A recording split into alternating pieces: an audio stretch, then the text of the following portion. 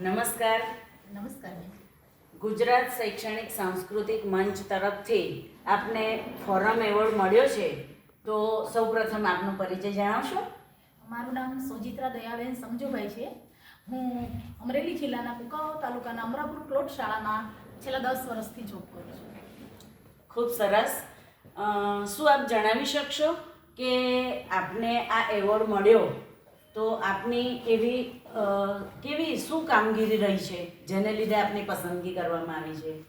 જો કાર્ય તો 5 કલાક કરવાનું જ છે, પણ એથી વિશિષ્ટ કાર્ય કે જે મારી શાળામાં જે મારા બાળકો છે એ અલગ રીતે કાર્ય કરે છે કે મેં આખું ભાષા મંડળ બનાવ્યું છે. બાળકો છે એ પોતાનો ક્લાસ છોડીને ભાષા મંડળમાં ભણવા આવે છે, દફતર વગર અને ચોપડા વગર. જે આખા ભાષા મંડળની તમામ પ્રવૃત્તિઓ છે બાળકો પોતાની રીતે એપ્લાય કરે છે અને નવા નવા મોડેલો પણ કરે છે. ગણિત વિજ્ઞાનમાં તો આપણે જાણી શકીએ કે નવા મોડેલ કાર્યરીત કરી શકાય, પણ ભાષામાં વર્કિંગ મોડેલો કરવા એ બહુ અઘરી વાત છે. 133 મોડેલો મારા બાળકોએ વર્કિંગ મોડેલો બનાવ્યા છે અને અલગ અલગ રીતે આ બાળકો પોતાની જાતે બધું બનાવે છે.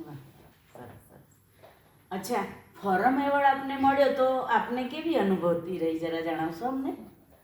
ફોરમ એવોર્ડ છે ને કંઈક અલગ એવોર્ડ છે કે જેની ફોરમ ચારે બાજુ ફોરમાતી રહે છે. વિશિષ્ટ રીતે જે કાર્ય કરતા શિક્ષકોને જે મળે એવોર્ડ એ ગૌણ બાબત છે, પણ જે વ્યવસ્થિત રીતે કાર્ય કરતા શિક્ષકોને ગુજરાતના ખૂણે ખૂણેથી ચૂંટી લાવવાનું જે કાર્ય છે ને એ ખરેખર ફોરમ એવોર્ડે કર્યું છે અને એના માટે હું ખૂબ ધન્યતા અનુભવું છું. ખૂબ સરસ. દયાબેન, ગુજરાત શૈક્ષણિક સાંસ્કૃતિક મંચ દ્વારા આપને આ એક સરસ મજાનો એવોર્ડ એનાયત થયો છે, તો મંચ વિશે આપ શું કહેશો?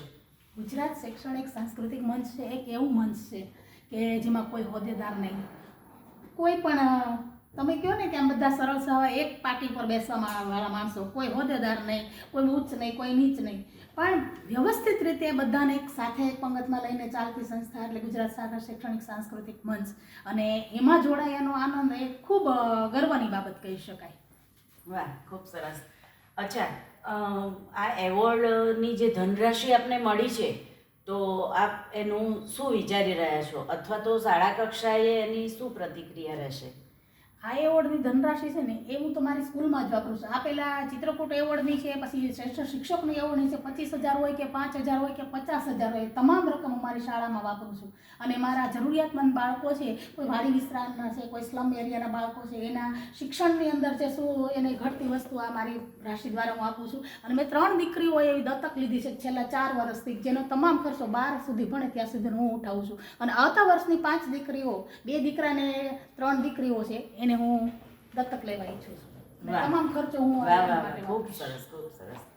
મંચ વતી આપનો ખૂબ ખૂબ આભાર.